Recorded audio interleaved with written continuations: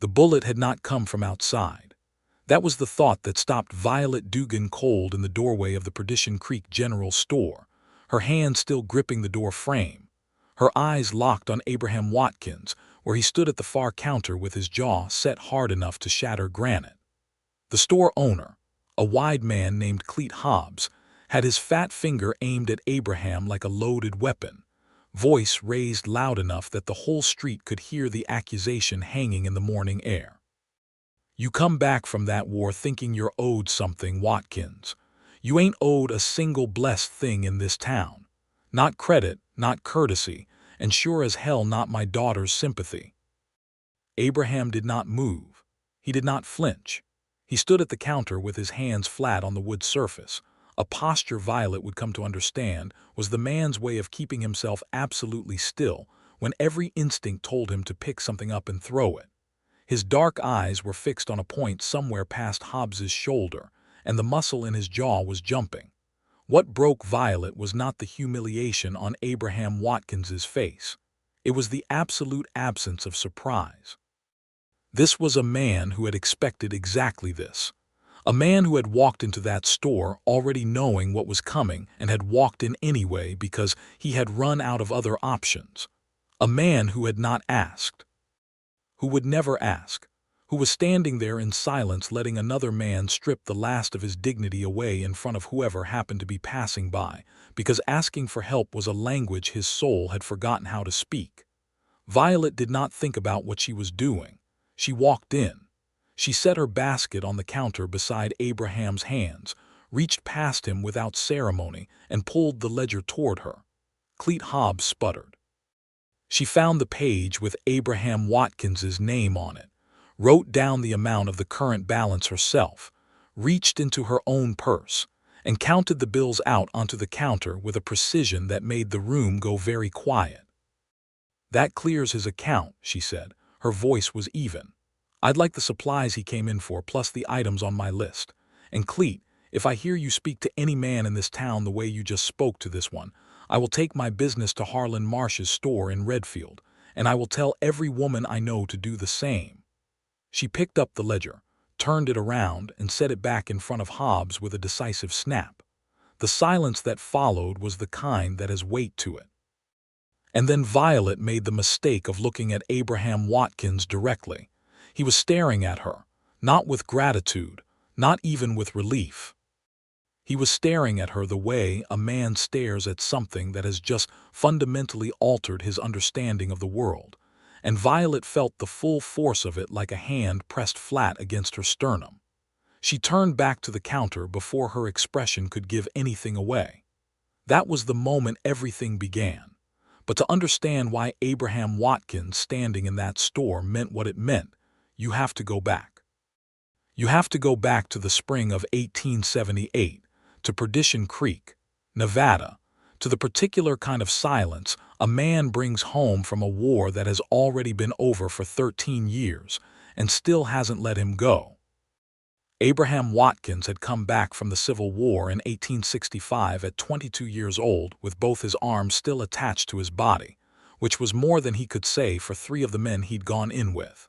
He had come back to a town that had changed, to a family homestead that needed more work than one man could reasonably give it, and to a deep internal wound that no surgeon's needle could close. He had spent the years between then and now working, just working. Sunrise to long past dark, hauling fence posts and breaking horses and fixing what broke on the property his father had left him, because as long as his hands were moving, the other things did not crowd in quite so close. He was 35 years old in the spring of 1878. He owned 200 acres of land east of town, a herd of cattle that had been doing well until a harsh winter the previous year had cut them down badly, and a ranch house that he had built with his own hands over 3 summers, which was solid and well-made and almost entirely empty of anything that suggested a life being truly lived inside it. He did not go to church socials. He did not sit at the bar in Dillon's saloon and play cards with other men. He bought his supplies at the general store on the 1st and 3rd Mondays of each month, said what he needed, paid what was owed, and left. He had not asked anyone for anything since he came back from the war. Not a favor, not a recommendation, not the loan of a tool or the gift of another person's time. He had decided somewhere in the bloody middle of a Virginia field that the only safe position in the world was to need nothing from anyone, and he had held that position with the same grim stubbornness that had kept him alive when better men around him were dying. He did not know about Violet Dugan. Almost nobody in Perdition Creek had known about Violet Dugan until about 6 months before the morning of the general store confrontation, when she had arrived on the overland stage from Sacramento with a trunk, a leather satchel, and a rolled set of surveying tools under her arm that had made every man on the street stop and look twice. She was 26 years old.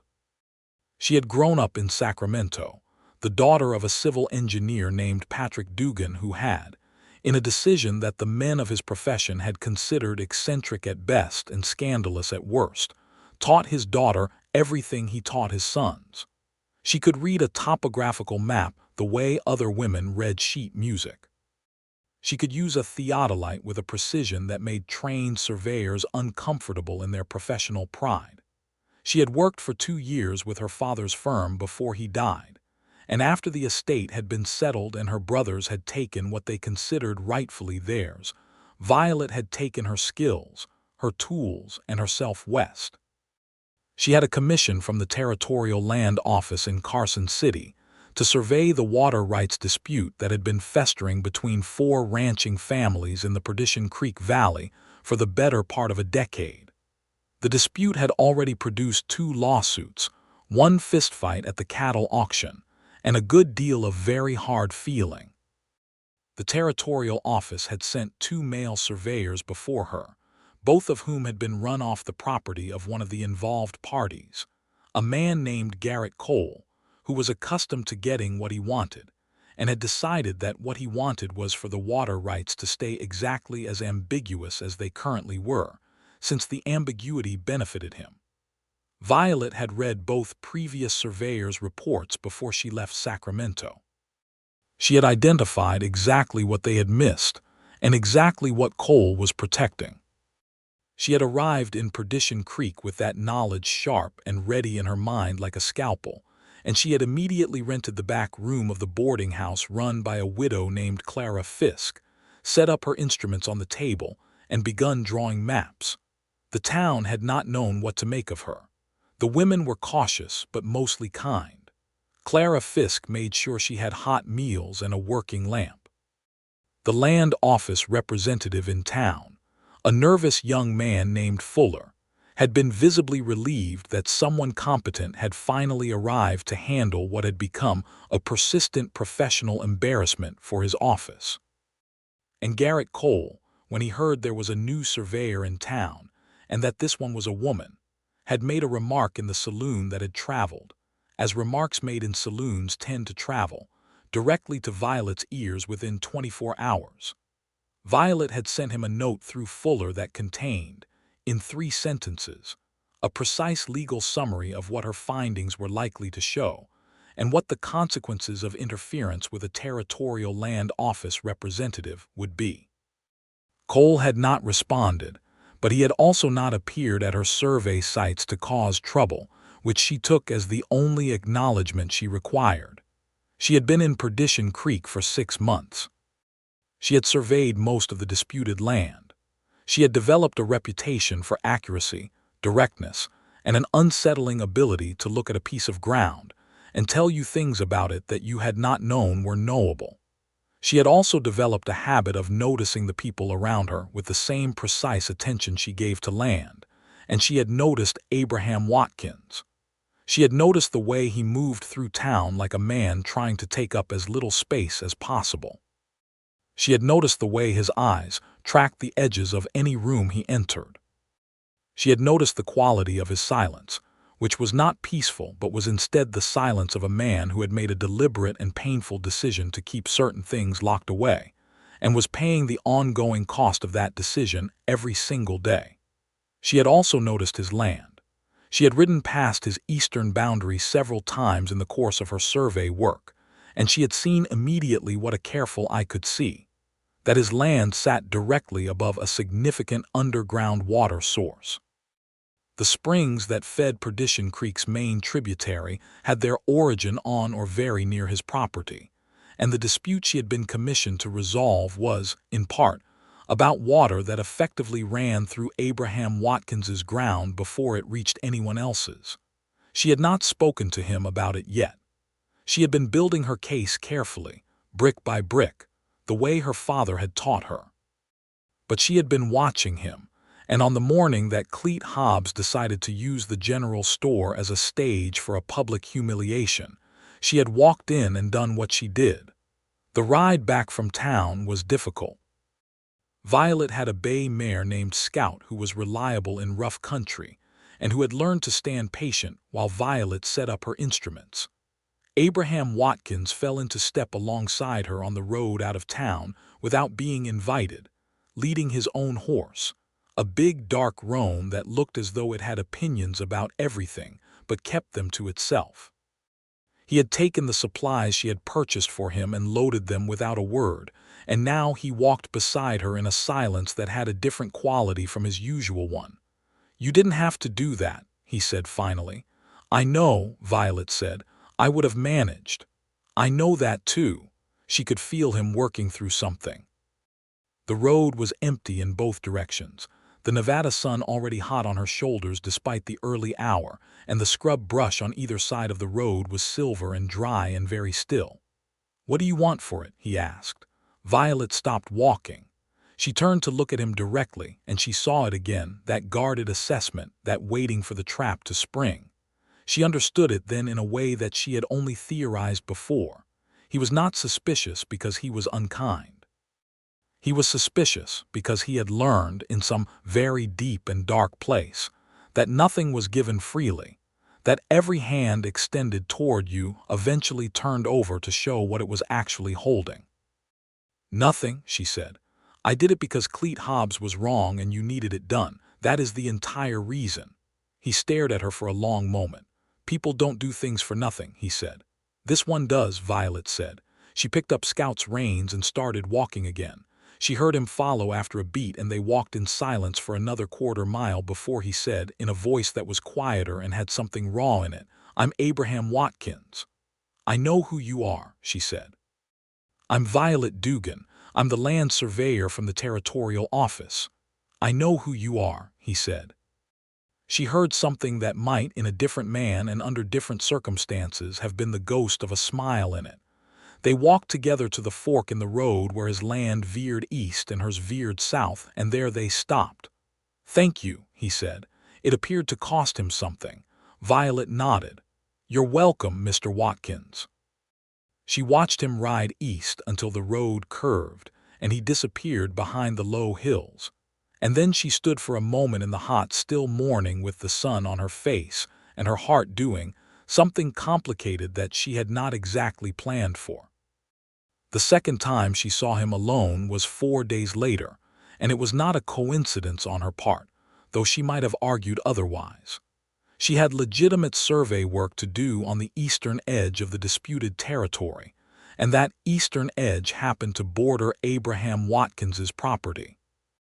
She had her instruments set up near the fence line, her notebook open on the flat-topped boulder she used as a field desk, when she heard hoofbeats and looked up to see him coming across his own land at a steady walk, watching her the way she suspected he watched most things that appeared near his borders. He reined in on his side of the fence. "You're surveying," he said. "I am," Violet agreed. She did not stop what she was doing. He watched her work for a while. She was used to being watched while she worked. It did not make her self-conscious. She moved the theodolite, took her readings, recorded them in her notebook with the quick, precise notations her father had drilled into her from childhood. "What are you finding?" he asked eventually. She looked up at him. He was sitting easy in the saddle, his hands resting on the pommel, and there was a genuine curiosity in the question that she found she wanted to answer honestly. "The creek doesn't originate where anyone thinks it does," she said. "The maps the previous surveyors made were based on surface water. But this valley sits on a limestone shelf, and limestone means underground channels. The actual source of about 60% of the water in this valley is coming up through the ground at 3 or 4 points, and the primary one is she hesitated, then made the decision. It's on your property or very near the property line. I need another week of readings to be certain. He went very still. On my property, he repeated. Possibly, or just south of it. I won't know precisely until I finish the survey. And if it's on my property, then you have water rights that are considerably more significant than anyone has been accounting for. It also means that the dispute between the Cole family, the Hargrove family, the Benitez family, and the Driscoll family has, at its center, a legal question about your land that nobody has been asking because nobody knew to ask it. She watched him absorb this. His expression did not change dramatically, but she had become attentive to small things in his face, and she saw the particular quality of stillness that came over him when he was processing something important. You could have kept that to yourself, he said, finished your survey without telling me anything until the report was done. I could have, she agreed. Why didn't you? She looked at him steadily. Because it affects you. You deserve to know what I'm finding on your own land. He held her gaze for a long moment. Then he swung down from the horse in a single clean movement, looped the reins around a fence post and said, "Show me what you're looking at." She showed him. She spent an hour walking him through the survey data she had collected, pointing at the ground, explaining the limestone formations, showing him in her notebook where the water channel readings clustered. He listened in a way she had not encountered often, with the absolute focused attention of someone who was taking in new information and genuinely restructuring his understanding of something as she spoke. He asked questions that were sharp and practical. He understood topography intuitively from years of working his land, and when she explained the surveying mathematics to him, he followed it quickly. At one point she was showing him the angle readings from the theodolite, demonstrating how the instrument worked, and she looked up to find him watching her hands rather than the instrument. There was something in his expression that she could not quite name, and that made her lose her place for a moment in the explanation. "Sorry," she said, finding the page again. "Don't be," he said. They parted at the fence line again, and this time when she rode away she did not look back, because she was already aware that she very much wanted to, and she had not yet decided what to do about that. The next 2 weeks had a rhythm to them that Violet had not planned but found she did not want to disrupt. She was in the field most mornings. Several of those mornings, Abraham Watkins appeared at the fence line on his horse. Sometimes he stayed on his side. Sometimes he came through the gate and walked with her while she worked. He had a way of making himself useful without being asked, holding things steady, reading back numbers when she needed a second set of eyes on the instruments, moving without direction to where she needed him. She noticed that he was careful never to be in her way, always ready to step back. She also noticed what it cost him, not the physical help, which seemed to come naturally to him. What cost him was the simple act of being in her company. Not because he did not want to be there, she could see clearly that he did, but because closeness was something he had systematically dismantled in himself over the years since the war, and rebuilding it required a kind of daily courage that she respected enormously. He told her about the war in small pieces, the way you tell things when you are not accustomed to telling things. A sentence here, a reference that implied a context. The way he mentioned the winter of '64 with a specific flatness in his voice that told her more than a detailed account would have. She did not press. She received what he offered and let it stand, and she noticed that each time he gave her a piece, he seemed to breathe a little easier afterward. She told him about her father, about growing up in a house where she was expected to think as sharply as her brothers, and had been furious to discover that the world outside that house did not share her father's view, about the 2 surveyors at her father's firm who had refused to work alongside her and her father's quiet, implacable insistence that she stay, about Sacramento and the work and the commission that had brought her here. "Were you happy there?" he asked one afternoon. They were sitting on the low rocks above the limestone shelf she had identified, eating the sandwiches Clara Fisk had packed for her. It was late afternoon and the light was going gold and long across the valley. "I was competent there," she said.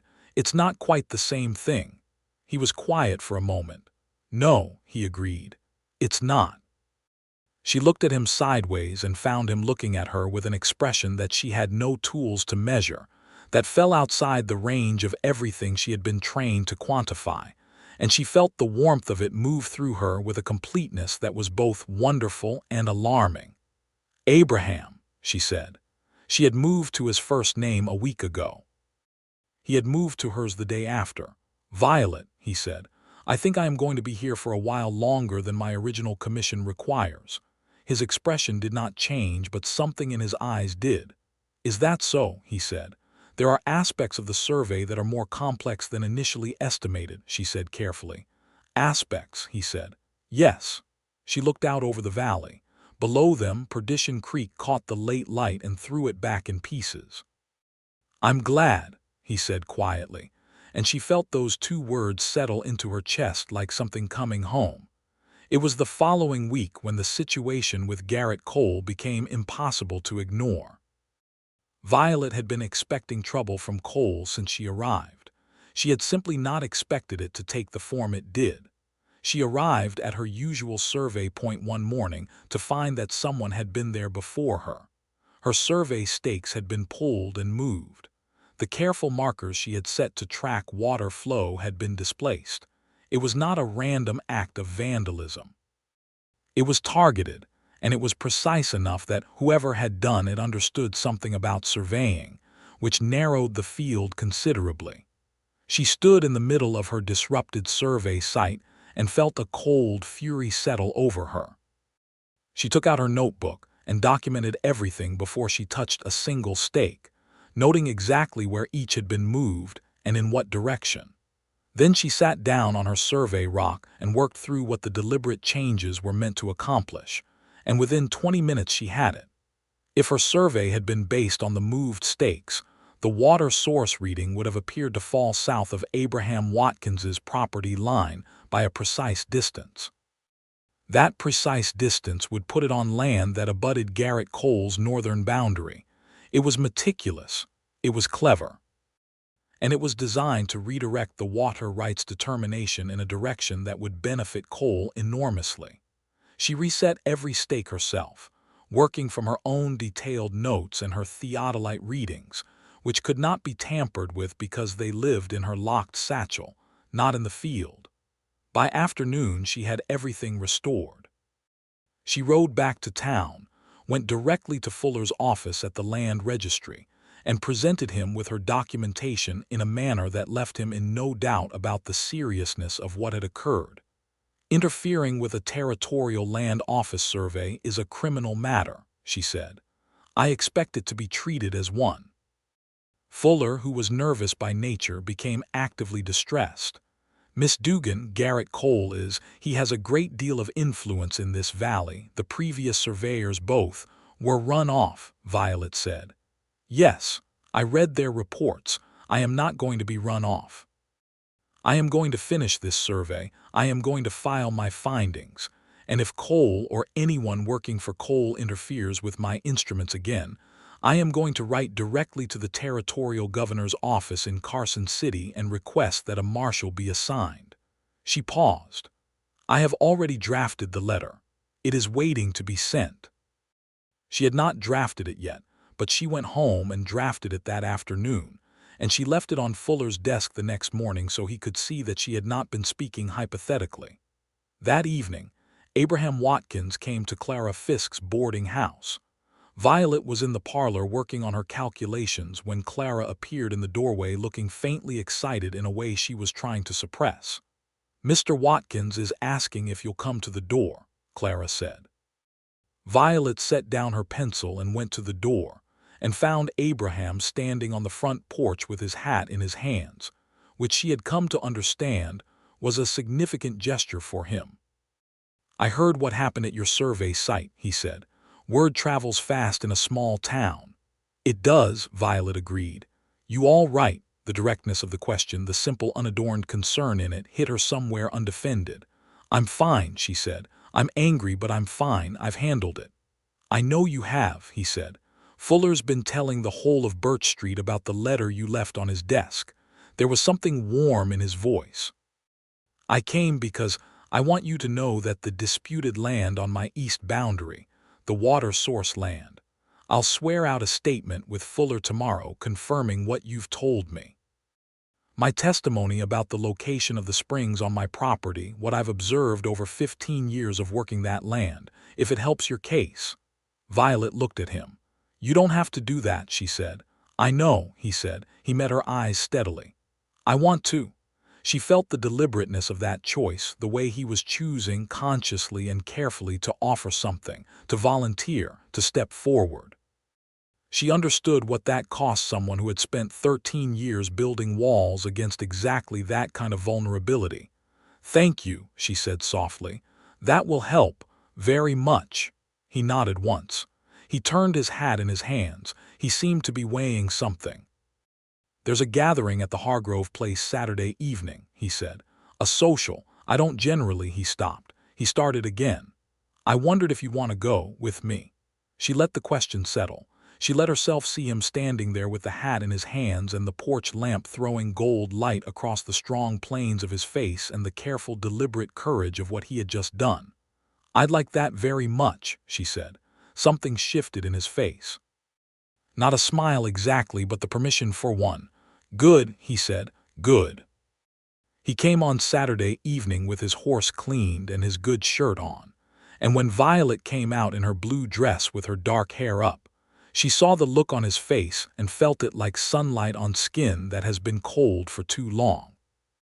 The Hargrove Social was exactly what a Nevada ranch gathering in the spring of 1878 looked like. Long tables out of doors, paper lanterns strung between the posts of the porch, fiddle music from the Ray's brothers who played at every gathering within 20 miles, the smell of roasted meat and fresh bread, children running between the legs of adults, neighbors who saw each other every few weeks gathering in the way that frontier people gather, with a kind of concentrated social warmth that makes up for all the isolated months in between. Violet noticed immediately that Abraham was not entirely comfortable. He stayed at the edges of the crowd, not defensively but by habit, and she noticed the way certain conversations ended when he walked up, not with rudeness, but with the particular awkward recalibration of people who did not know how to talk to a man who had chosen to be so consistently absent from their social world. She did not try to drag him into the middle of things. She simply stayed beside him. They ate together at the far end of one of the tables, and she made him laugh twice, which produced a sound she decided immediately she wanted to hear again as often as possible. He did not dance.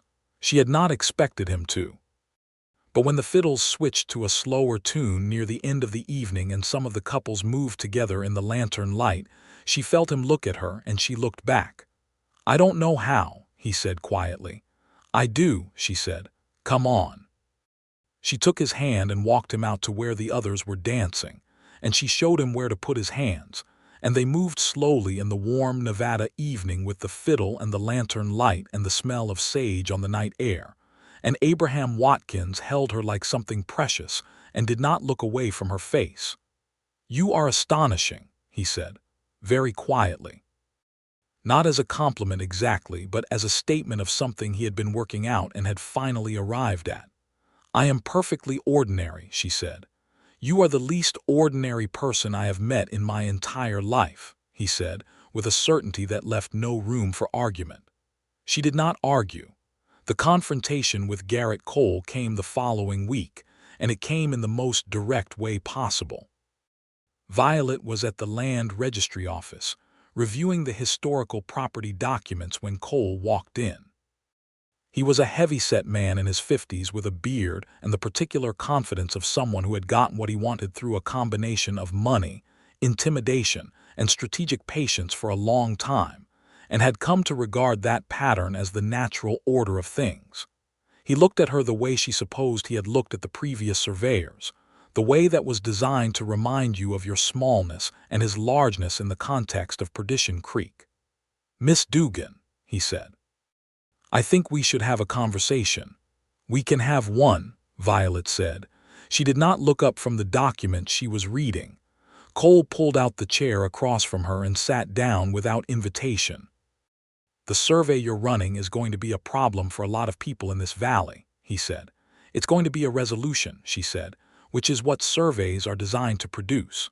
Resolutions don't always look the same to everybody. The law doesn't generally accommodate different-looking resolutions based on who has more money," Violet said pleasantly. Cole's expression went flat. "You're a smart woman," he said, in the tone that men used when they meant the opposite of a compliment. "I am," she agreed. "Smart enough to know that a woman alone in a new town can find herself in difficult positions." Violet set down the document.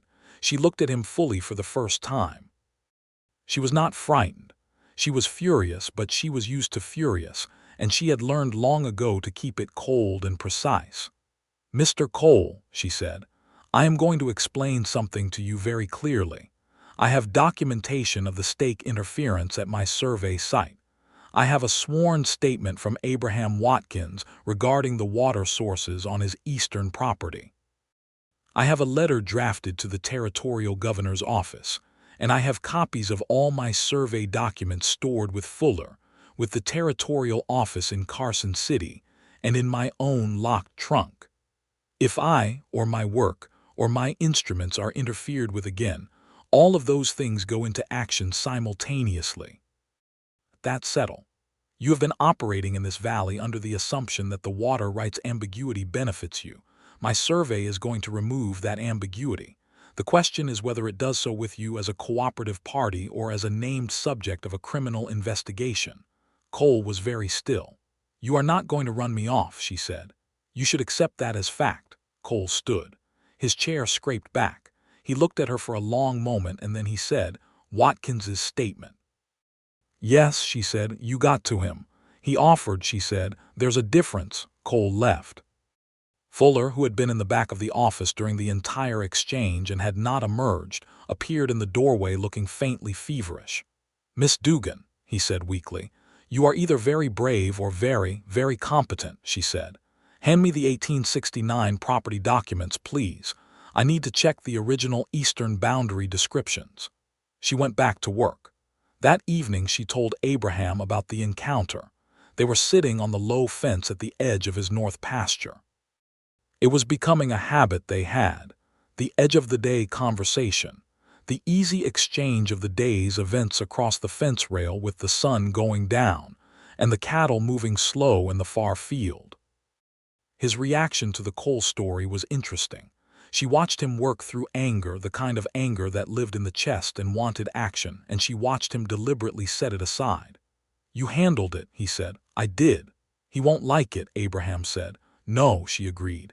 "If he does something else, then I deal with that when it happens," she said. "I'm not going to spend tonight worrying about Garrett Cole." She looked at him sideways. "I'd rather spend it talking to you." The look he gave her then was direct and unguarded in a way that she had not seen from him before. No wariness in it, no self-protection, just him looking at her. "Violet," he said. "Yes." "I'd like to ask you something." He paused. She waited. "What are you planning to do when the survey is done, when the report is filed?" She had been turning that question over herself for the past 2 weeks with increasing frequency. "The territorial office has other work," she said carefully. "There are survey commissions throughout Nevada." "Nevada's a big place," he said. "It is." He was quiet for a moment. He was looking at his hands on the fence rail. "I know I don't." He stopped. He started again. "I am not an easy man to be around.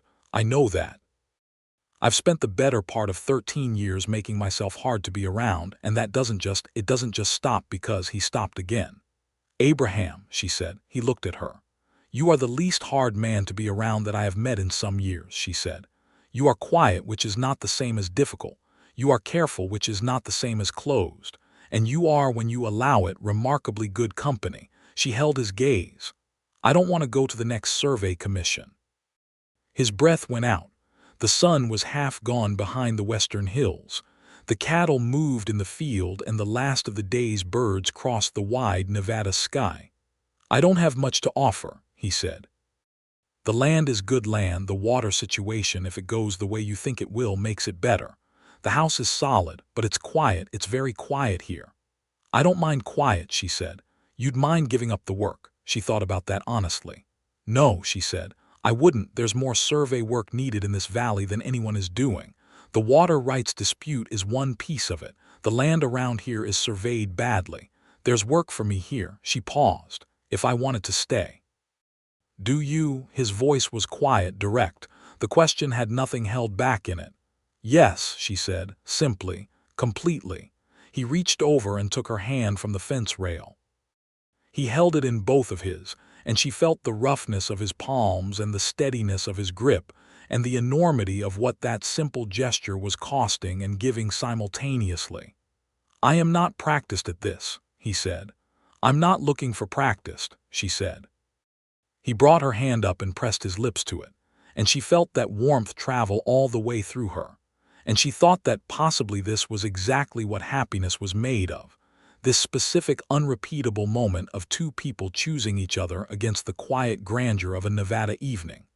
Fuller came to find her at the boarding house the next morning with his hat clutched to his chest and a look on his face that meant news. Garrett Cole had filed a counterclaim with the land registry. He was disputing the legitimacy of her commission, citing her gender as grounds for questioning the validity of the survey under current territorial regulations. It was a legal argument that was thin at best and desperate at worst, but it was enough to create a procedural delay, and procedural delays were expensive and exhausting, and Cole knew it. Violet sat with the papers for an hour. Then she wrote 4 letters. One to the territorial governor's office, which she had drafted previously and now sent. One to the Bureau of Land Management's regional office. One to her father's former colleague in Sacramento, a man named Theodore Ambrose, who was now a prominent attorney and who owed her father several professional favors. And one to the Reno Gazette, whose editor she knew was interested in stories about land rights and governance in the rural territories. She handed all 4 letters to the stage driver the following morning with the relevant postage, returned to the boarding house, and told Clara Fisk she would need a good strong pot of coffee because she had 3 days of calculation work ahead of her. She also went to find Abraham and told him what had happened. His reaction was immediate and contained, and very like him. He said, "What do you need from me?" Not "do you need anything, what do you need?" The distinction mattered enormously to her, and she saw from his expression that he was aware of it. "Your written statement, formalized and witnessed. Fuller can witness it, and I may need you to appear before the territorial board if it comes to a hearing." "I'll be there," he said, no hesitation. She looked at him in the morning light of his front yard, the ranch house solid behind him, the Nevada sky enormous and cloudless above, and she felt a surge of something that was not just gratitude or affection but something deeper and more permanent. "Abraham." "Yes." "When this is done," she said. "When the survey is filed and Cole's challenge is put to bed, I want to ask you something." He waited. There was nothing in his face but attention. "I want to ask you if you would consider marrying me," she said. She watched the stillness take him. She watched him go very quiet inside it, the way he went quiet when something significant was happening in him. "You're asking me," he said. "I'm asking you. You don't want to wait for me too." "I have found," Violet said, "that waiting for things to happen is a less reliable strategy than making them happen. And I have also found that you are somewhat better at receiving things than initiating them, and I hope that changes over time, but right now I am content to do both." He stared at her for a long moment and then he laughed. Not the quiet, near smile she was used to. He actually laughed, a full, real laugh that transformed his face and filled the yard with sound, and she felt the joy of it move through her like water through limestone, finding all the channels. "Yes," he said when the laughter settled. "God, yes, Violet." She stepped forward and he caught her, and he held her the way he had held her dancing, but without the formal distance, close and steady and complete. The next 3 weeks were some of the most exhausting of Violet's professional life. Theodore Ambrose's response from Sacramento arrived faster than she had expected. He sent a detailed legal memorandum disputing Cole's challenge and citing 3 territorial precedents that clearly supported the validity of her commission, regardless of gender. He also sent a personal note indicating that he was prepared to travel to Nevada if the matter went to a hearing, and that he would do so at no charge in honor of her father's memory. The territorial governor's office sent a terse letter to Fuller instructing him to take no action on Cole's challenge until a review had been completed. The review was assigned to a senior land commissioner named Patterson, who arrived in Perdition Creek 11 days after the letters were sent, reviewed Violet's work for 2 full days, and pronounced it in writing to be the most thorough and methodologically sound survey he had reviewed in 7 years of service. Garrett Cole, faced with a senior commissioner's endorsement of Violet's work, a Sacramento attorney's ready intervention, and the implied interest of the Reno Gazette, withdrew his challenge. He did it through Fuller. He did not apologize. Violet had not expected an apology and did not require one. She required the withdrawal, and she had it. She filed her completed survey 3 weeks later. The findings were precisely what she had projected. The primary water source serving the Perdition Creek Valley originated on Abraham Watkins's eastern property. The 4 disputing families all had access to secondary channels, and she had mapped all of them with meticulous accuracy. The water rights determination that came from her survey gave each party a defined and legally protected share, and gave Abraham Watkins a primary source designation that significantly increased both the value of his land and his legal standing in the valley. The night the survey was filed, Abraham made supper at the ranch house, which he had never done for anyone before.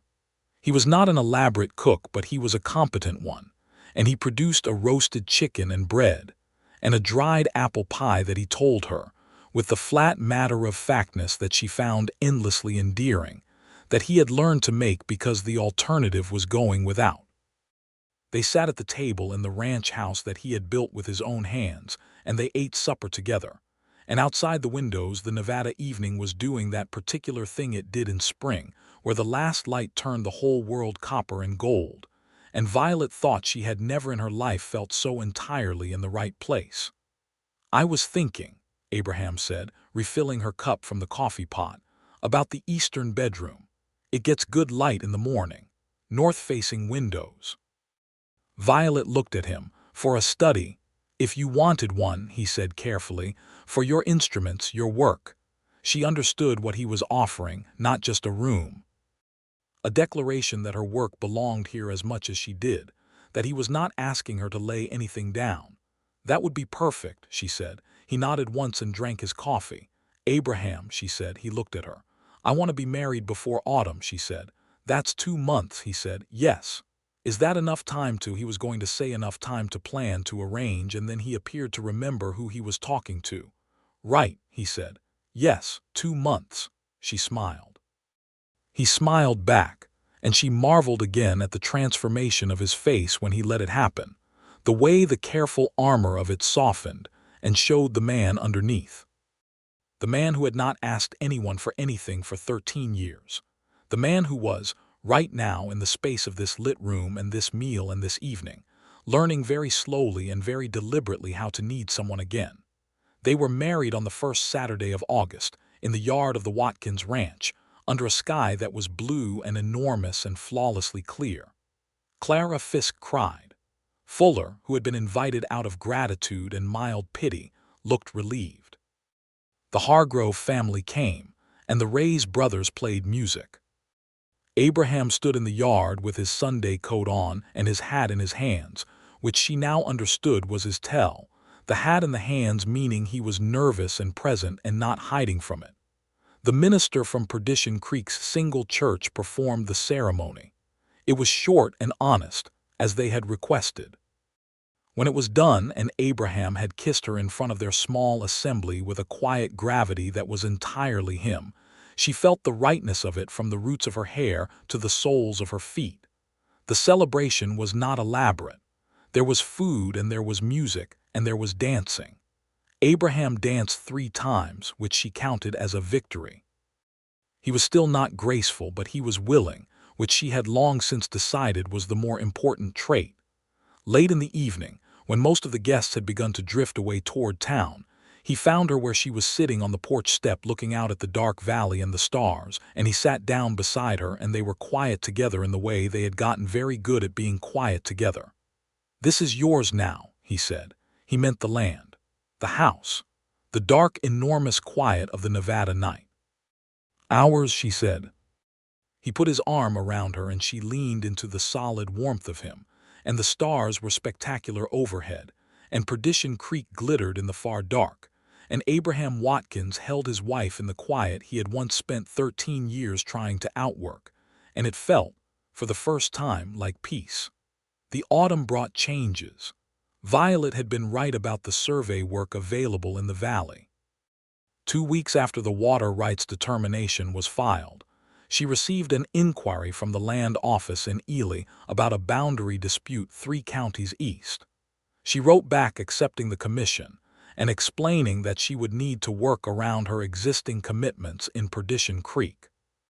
The Ely office, accustomed to surveyors who were harder to pin down than Mercury, agreed without difficulty. She converted the east bedroom into her study exactly as Abraham had suggested. She had her instruments arranged on the long table under the north windows, her father's surveying manuals on the shelves he built for her over a single long Sunday, her maps pinned to the walls in overlapping layers that gave the room the look of a place where serious and important thinking was happening. Which it was. Abraham helped her without being asked. He built the shelves. He added a second oil lamp to the room when he noticed her working late. He made coffee in the mornings before she was up so that it was waiting when she came to the kitchen.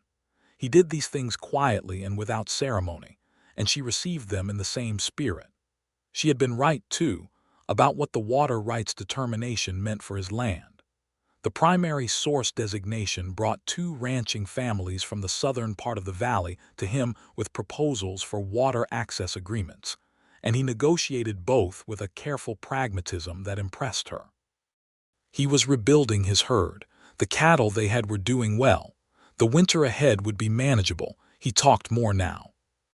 Not all the time, not in the easy, voluble way of men who have never learned to edit themselves, but more than he had. He talked to her about the land, about the cattle, about the small ongoing problems of ranch life that had always been his alone, and that he was slowly, deliberately, learning to share. He told her more about the war in the small peace way, and she listened in the same way she always had, without pressing, without flinching. One evening in late October, he told her about the battle at Cold Harbor. He told it to the fire rather than to her directly, sitting with his elbows on his knees and his eyes on the flames. She sat beside him and did not speak. She understood that this was something that had been kept for 13 years and that the keeping of it had been heavy and that setting it down was not a simple thing. When he finished, he was quiet for a long time. "Thank you for telling me," she said finally. He looked at her. "Does it change anything?" he said, not quite a question. "No," she said. "Of course not." He reached over and took her hand and held it tightly, and she held it back with equal force, and they sat in the firelight until the wood burned down to coals. November brought 2 developments that had not been anticipated. The first was that Violet discovered she was pregnant. She had suspected for 2 weeks before she was certain, and when she was certain she came to find Abraham in the north field where he was working on the fence line, and she told him directly, as she did everything. He set down the fence post he was holding. He turned to look at her. She watched the thing move across his face, the disbelief, and then the belief, and then something so large and unguarded and overwhelmingly human that it reached into her chest and squeezed. He crossed to her in 3 strides and took her face in both his hands and looked at her as though she were something extraordinary. "Are you all right?" he asked, which was very like him. "I am perfectly well," she said. "We need to get Dr. Sargent. I will see Dr. Sargent," she said. "I am not ill, Abraham. I am expecting a child." He kept holding her face. "I know," he said. "I know that. He stopped. He pressed his forehead to hers. "Violet," he said, and her name in his mouth contained everything he could not arrange into a sentence. She put her hands over his. "I know," she said. The second development was that Garrett Cole attempted one final piece of mischief. A complaint was filed with the land registry challenging the water source designation on Abraham's property, claiming that the geological evidence was insufficient. It was a thin complaint, clearly aimed at reopening a settled matter, and it had Cole's fingerprints all over it even though his name was not on the document. Violet, who was 4 months pregnant and had spent the autumn doing the Ely commission from her desk at home with a junior surveyor, she had trained to do the field work under her direction, responded to this complaint with a 42-page technical addendum to her original survey that addressed every point raised and 3 additional points that had not been raised, but that she included to establish such an overwhelming evidentiary foundation that no future challenge could gain purchase. She sent a copy to Patterson at the territorial office. She sent a copy to Ambrose in Sacramento. She sent a copy to Fuller with a cover letter so cordial in its firmness that Fuller reportedly read it 3 times trying to find the threat and then gave up and filed it. The complaint was dismissed within 3 weeks. Abraham, reading her technical addendum over supper one evening, stopped at page 17 and looked up at her with an expression she had seen before, that particular expression of someone whose understanding of what they are looking at has just expanded dramatically. "You wrote all of this in 4 days," he said. 3.5, she said. He looked back down at the document and then back at her. "Violet," he said, and his voice had that quality it got when he was genuinely overwhelmed. "You are the most remarkable person I have ever known." "You've been saying that since October," she said. "I expect I'll still be saying it in 30 years, he said, and went back to reading. The baby arrived in April of 1879, as the valley was greening up from winter rains, and the creek was running high and fast with snowmelt from the eastern ranges. Dr. Sargent delivered him at the ranch house with Clara Fisk present, and Abraham pacing the front yard in the cold pre-dawn air in a state of barely suppressed terror. It was a boy. A healthy, loud boy with dark hair and enormous opinions about his arrival, which he expressed forcefully from the first moment. Abraham came in when Dr. Sargent called him, and he stood by the bed and looked at his wife and his son with an expression that undid the last closed corner of whatever had been locked away in him, and he sat beside the bed and held Violet's hand and looked at the baby wrapped in the blanket Clara had brought, and he cried, quietly, without making anything of it.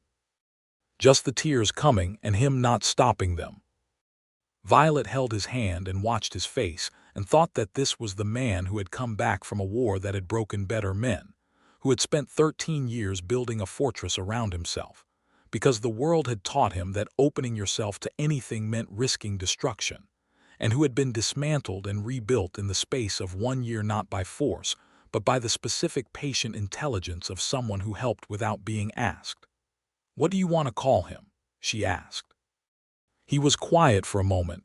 "Patrick," he said, her father's name. She had not expected that. The tears that came were her own then, and she let them. "Patrick Watkins," she said. "Patrick Watkins," he agreed. Little Patrick was a vigorous and determined infant who became a vigorous and determined toddler with particular strong feelings about horses, which he expressed by attempting to get near them at every available opportunity. Abraham was patient with him in the way he was patient with everything, steadily and quietly, redirecting without drama, spending hours in the corral with the boy on the fence rail learning the horses' names. Violet continued her survey work, adjusting the pace and scope to accommodate Patrick's early years. She trained 2 junior surveyors who worked under her commission, young men from the valley who had aptitude, and whom she taught with the same exactness her father had used with her. Fuller, who had spent the first months of his acquaintance with Violet in a state of mild panic, had evolved into something approaching devoted professional respect. He consulted her regularly on land matters throughout the valley, not always with formal commissions, but with the easy reliance of someone who has come to understand that this person simply knows things. Garrett Cole, whose water challenges had all been dismissed and whose bluster had been systematically deflated, gradually recalibrated his ambitions downward to a scope that the established law of the valley could accommodate. He did not become a good man. He became a smaller man in the ways that mattered, and that was sufficient. The summer of 1880 brought another pregnancy, and this time Violet told Abraham on the front porch in the evening, and he did not drop anything. He turned to her, and his face went through exactly the same sequence as the first time, the disbelief and the belief and the overwhelming human thing, and then he smiled, wide and real and unguarded. "Is it going to be like Patrick?" he said. "Because I'm not sure the horse corral fence is structurally sound enough for two." She laughed, and he pulled her against his side in the warm summer evening, and Patrick was inside the house asleep, and the valley was enormous and silver in the moonlight, and Abraham Watkins's arm was solid around her shoulders. "I'm glad you walked into Hobbs's store that morning," he said. "I'm glad you were in it," she said. He kissed her hair. "I had not asked anyone for a single thing in 13 years, he said quietly. "And there you were, not waiting to be asked." She leaned into him. "That's because the asking was the wrong framework," she said. "You didn't need to ask, you just needed someone to see clearly." "You see clearly," he said, "better than anyone I've known." "It's my profession," she said. "That's not what I mean," he said. She knew that. She tilted her head back and looked at him against the stars. "I know," she said. He held her, and the night was quiet around them, and the creek ran in the dark below the valley, its water tracing the channels she had mapped, moving through the limestone in the underground paths her instruments had found, finding its way to where it was needed. The second baby was a girl, born in the spring of 1881 with red hair that came from nobody they could identify, and a temperament that was entirely her own from her first day. They named her Margaret, after Abraham's mother, and she arrived into a household that was ready for her in every sense. Abraham handled Margaret's arrival with more ease than Patrick's, though no less love. He had learned over the 2 years since Patrick that the particular terror of parenthood did not require full preparation, and that competence could be built in real time alongside the child, which was a lesson he had applied to every difficult thing he had done in his life, and which translated, he found, with gratifying reliability. Patrick at 2 years old was devoted to his sister with an intensity that was sometimes physically hazardous to her, requiring constant gentle redirection. Abraham managed this with the same patient steadiness he applied to everything, and Violet watched him with the 2 children sometimes, in the yard or in the corral or in the evenings, and felt a fullness in her chest that had no adequate language. She wrote to her brothers in Sacramento occasionally, and one of them, the middle one named Daniel, visited in the summer of 1881 with his wife. He had expected, Violet understood, to find his sister somehow diminished by the frontier. He found instead a woman who had expanded in every direction, whose work was known and respected across 3 counties, whose husband was quieter than Daniel had expected but clearly solid in the way that mattered, and whose home, while not large or elaborate, was entirely and completely a life being lived with intention. Daniel and Abraham found their way to each other over the course of the visit in the way that quiet men sometimes do, through work side by side and few words, and by the time Daniel and his wife departed, Abraham had been told more about Patrick Dugan's surveying methods from his son's perspective than Violet had ever shared, and he had received it with the attention and respect that Daniel had come, visibly, not to expect from strangers. "He's a good man," Daniel told Violet at the stage. "He is," she agreed. "Father would have liked him. Father would have argued with him about irrigation methods," she said, "and they would have been friends within a week." Daniel laughed. He hugged her. "You look happy," he said, and she could hear that this was what he had come to find out, this specific thing, and that it satisfied something in him. "I am," she said. "Very." The survey commission Violet was working on through 1881 and into 1882 was the largest she had undertaken. A comprehensive mapping of the Eastern Range boundaries for the territorial government that would establish formal property lines across a stretch of land that had been functionally ungoverned since the original territorial surveys of the 1860s. It required her junior surveyors to spend significant time in the field, with Violet directing from the home office during the period when Margaret was very young, and then returning to field work herself when Margaret was old enough for Clara Fisk, who had become something between a friend and an honorary grandmother, to manage the children during Violet's working days. Abraham never once expressed difficulty with this arrangement. He had understood from the beginning that her work was not a thing she did in addition to life, but a fundamental part of what she was, and that receiving Violet meant receiving her whole, the intelligence and the ambition and the theodolite and the maps pinned 4 layers deep on the study walls. He made space for it as naturally as he breathed. What surprised him still, regularly, was the scale of what she was. He had known she was good at her work from the first week. He had understood that she was exceptional within a month. But there were moments still in the years of their marriage when he would pick up one of her reports and read it, or overhear her explaining a complex geological formation to one of her surveyors, or come into the study to find her at the table working through a problem with a speed and facility that the table full of instruments and documents could barely keep up with, and he would feel that original shock move through him again, clean and complete. He never stopped being astonished by her. She never stopped being grateful for his astonishment, which was the most uncomplicated and honest form of admiration she had encountered, and which made her feel, in the deepest part of herself, genuinely seen. In the late summer of 1882, Garrett Cole died of a heart ailment. He was 60 years old. The land he left behind was disputed among his 4 adult children in a manner that kept Fuller busy for a full year. Violet declined to be involved in any of the Cole land disputes on the grounds of prior professional conflict and referred the commissions to a surveyor in Reno. This was the correct and ethical decision, and also, she privately acknowledged, a very satisfying one. Fuller, by this time, had been in Perdition Creek long enough to become comfortable in it. He had married the schoolteacher, a capable woman named Estelle, and had found that marriage to a capable woman greatly improved both his professional confidence and his general ability to navigate difficult situations without panic. He credited Violet for this indirectly, in the sense that watching her operate had fundamentally revised his understanding of what capable looked like. Abraham's cattle operation grew steadily through the early 1880s.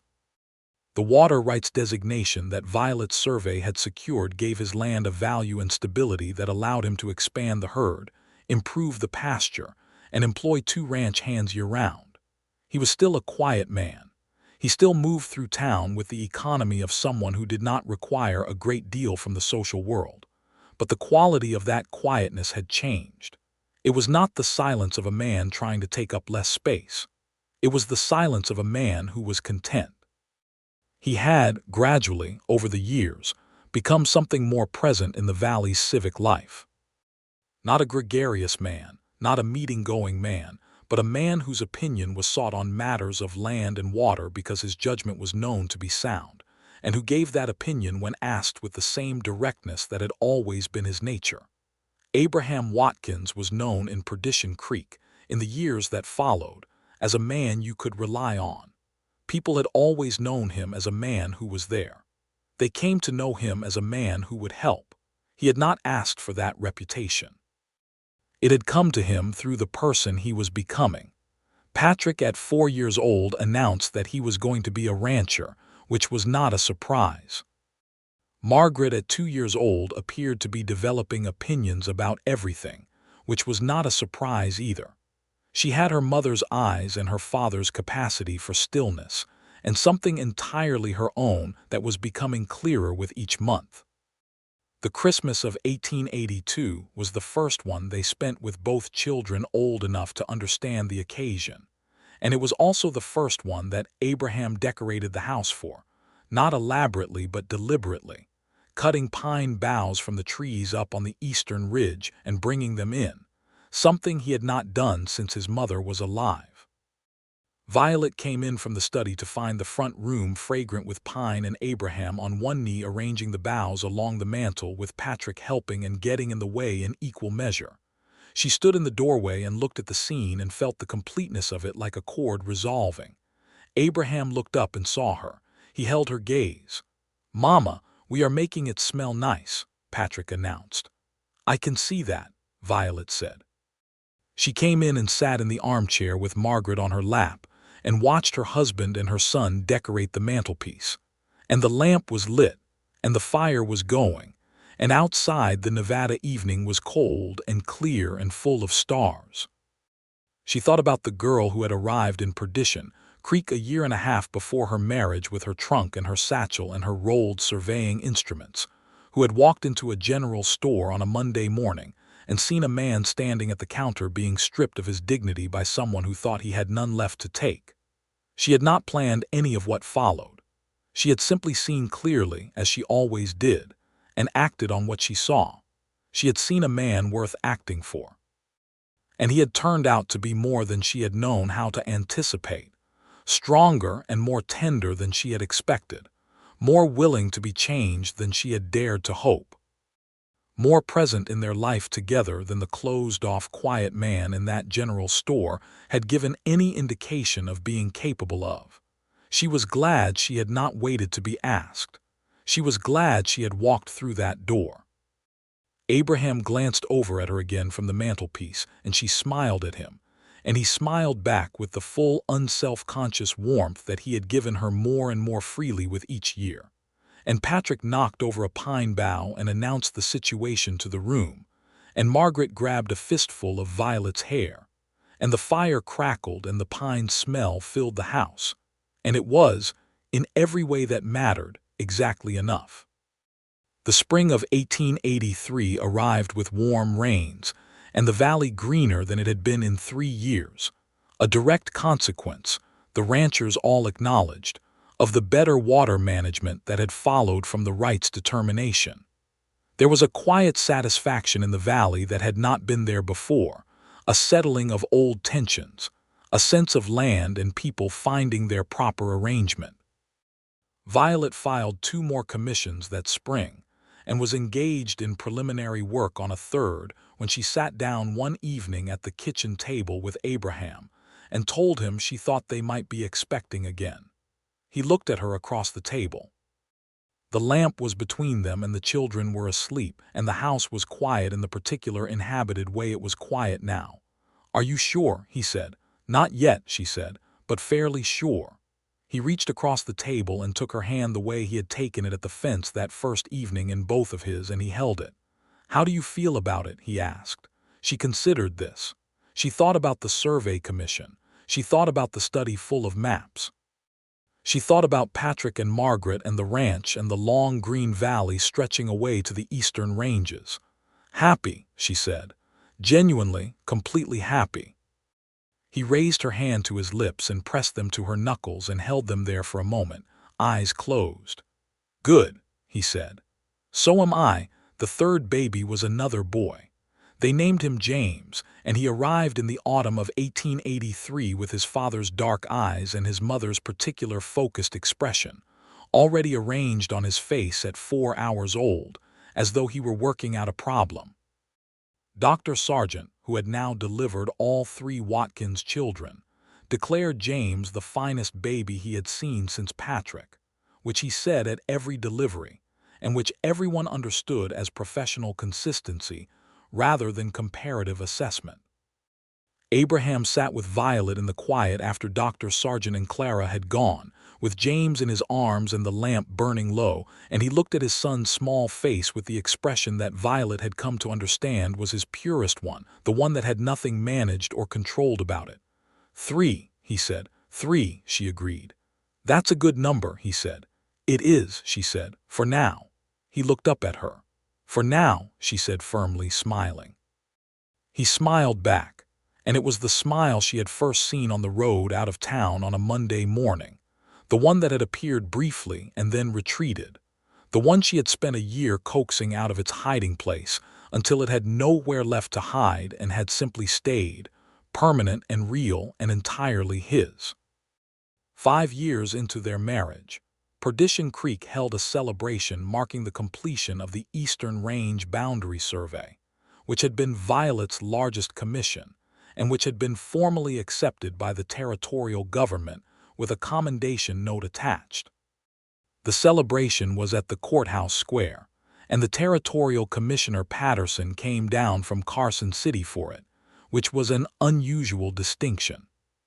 Patterson gave a speech in which he referenced the Water Rights Survey of 1878 as the foundational work that had set a new standard for precision in the territory, and mentioned Violet Dugan Watkins by name 3 times, which was 3 more times than public officials had previously mentioned her name in any official context, and which produced a round of applause from the assembled Valley residents that she stood through with her characteristic composure. Abraham, standing beside her, was not composed. He was prouder than she had ever seen him in a public setting, prouder even than his own expression was capable of accommodating, and he stood there in the courthouse square with the June sun bright on his shoulders and his hand in hers and the applause moving through the crowd, and she felt his grip tighten. "That's my wife," he said quietly, not to her, just said it to the air as a fact that needed acknowledging. She squeezed his hand back. After the formal ceremony, there was the inevitable gathering, the tables and the music and the neighbors and the food. Patrick, at 5 years old, was large enough to be underfoot with purpose. Margaret, at 3.5, was attached to Clara Fisk's hand and periodically attempting to detach herself. James, at nearly 2, was in Abraham's arms because he had discovered that his father's arms were the best vantage point available in most situations. Violet stood with Patterson and Fuller and 2 other officials, answering questions about the Eastern boundary methodology, and Abraham circulated at the edges of the gathering in his usual way. But it was different now. People came to him. They stopped to speak with him. Young ranch men asked him about cattle and water and land. He answered in the same quiet, direct way he answered everything, and she watched him across the crowd and saw the person he had become, a person who was present, who was part of this place and its people, who had come back, slowly and with great effort and considerable help, from the place the war had left him. Later, when the gathering was winding down and the children had been taken home by Clara, Violet and Abraham walked back to the ranch in the long summer evening. They walked side by side, not hurrying, the familiar road under their feet and the familiar valley around them, and the familiar silence between them that was full of everything. "Do you remember," she said, "the first time we walked this road after the store?" "I remember," he said. "You asked me what I wanted for it. I remember that too, and I said nothing." "You did." He was quiet for a moment. "You were right. That's still the most remarkable thing anyone has ever done for me." She looked at him. The evening light was doing what it did to his face, the plains of it, the years in it, the life that had gathered there. "Abraham," she said. "Violet," he said. They were at the gate of their own property now, the ranch house solid on its rise, the late light on the windows. "I want you to know something," she said. "What I said that day was true. I did not do it for nothing. I did it because I saw who you were, and everything that came after everything was worth exactly that." He stopped walking. He turned to her. In the 20 years she had known him and would know him, she would never see anyone look at anyone else the way Abraham Watkins looked at her in that moment, with the whole long road of his life behind him and everything ahead, and her standing at the center of it. He put his hands on her face the way he had done the night James was born, the way he had done the morning after the 3rd challenge was dismissed, gently and with complete attention. "I know," he said. "I know that. I am going to spend the rest of my life making sure you know that I know it." She covered his hands with hers. "That," she said, is more than enough. The gate was open behind her, and the house was lit, and somewhere inside it James would be asleep and Patrick would be attempting not to be, and Margaret would be doing exactly what she wanted regardless of anyone's plan. The valley stretched away in the copper and gold of the last light, the creek running in the dark below, the water finding its channels, the land holding everything it held. Abraham Watkins kissed his wife in the gate of their own property on a June evening in 1883, and the man who had not asked anyone for anything since he came back from the war stood in the life that had been given to him by someone who had seen him clearly enough not to wait. And he was, in every way that a person can be, home.